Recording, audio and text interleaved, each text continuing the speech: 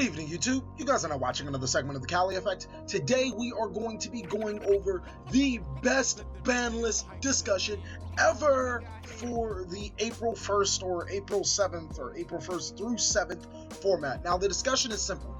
I am going to name a couple of cards that either need to be banned, cards that could be restricted, a card that could be semi-restricted, and then a card that should be unrestricted. Now keep in mind, I want you guys to do the same, but you can only name one card for each category, and that's the most important part of this game. The next biggest thing is that if you guys would love to purchase some of the cheapest cards online, you can follow the link down in the description, and that will take you to the Cali FX binder update, or Google Docs, which will show you all of the cards I have available. I even have cards that are not on the binder update available in the Google Docs. But let's get to the video, shall we? The first card I want to talk about is banned, and this is a card I would have loved to see be banned since the beginning of existence, Royal Magical Library. Now, Royal Magical Library doesn't necessarily have a huge impact on this meta, or for instance, Royal Magical Library hasn't really had a huge impact on any of the metas, but it's just that Royal Magical Library is such an ill-designed card. It is a level 4 light spellcaster with 0 attack and 2000 defense. It effects reads, each time a spell card is activated, place 1 spell counter on this card. Maximum 3. You can remove 3 spell counters from this card, draw 1 card. Now at first glance, this card doesn't seem that bad, but combined with the fact that you can play as many spell cards as you like during your turn, and also that, there's no limit of Royal Magical Library's effect, this card fuels a lot of FTK-centric decks where you just draw out Exodia, draw out this, draw out that. Coincidentally, I did want to add a couple of other honorable mentions to this list, which is Life Equalizer, Final Countdown, because alternate win conditions just haven't been good or haven't been fun to play against since the existence of Yu-Gi-Oh! The card I want limited on this list is a card that arguably I wanted banned, and it's Wavering Eyes, the best spell card at any time there's a Pendulum format. Now, if you ask me, Wavering Eyes basically deterrs players from playing Pendulum formats or from playing Pendulum decks, because losing to one single card isn't already bad enough. Your opponent gains so much advantage, and it's extremely hard to overcome losing your pen scales, your opponent adding a pen scale, your opponent adding another Wavering Eyes to ruin your pen scale again, and then being able to banish a card on the side of the field.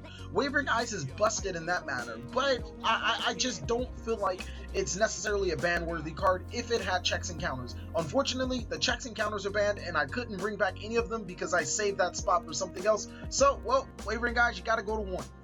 The card I would want semi-limited is Solemn Strike. And for the people that don't know about Solemn Strike, it's actually, if you ask me, in my opinion, it's a pretty balanced card. Its effect reads, when a monster would be special summoned or a monster effect is activated, pay 1500 life points, negate the activation, and if you do, destroy the card. Now, Solemn Strike does not stop monsters that are being summoned through the effects of cards. For the example, if a card is Monster Reborn, Solemn Strike cannot stop that card. But Solemn Strike can probably stop the effect of Cosmo Farm Girl to special summon Cosmo Dank Destroyer, or even Cosmo Dank Destroyer's effect to special summon any of the Cosmo monsters from the deck. Solemn Strike makes this list for one simple reason: Guiding Ariadne. And Guiding Ariadne with 3 Solemn Strikes basically guarantees that you have to pick a Solemn Strike to add to your opponent's hand. Now, like I said, Solemn Strike isn't necessarily a really broken card, but combined with Guiding Ariadne, it creates some damage to the community and to the meta that I don't really want to see. Another thing about limiting or semi-limiting Solemn Strike is that an opponent playing Guiding, or a player playing Guiding Ariadne, has to resort to playing other trap cards like Ultimate Providence or Magic Jammer. I hope they don't result to playing Magic Jammer to essentially play the deck. That actually gives you, the player, something to counter, because you're not going to deal with 3 Solemn Strikes being picked on the first turn, or you're not going to deal with Solemn Strike, Solemn Warning more than once. Let's get on to the next one.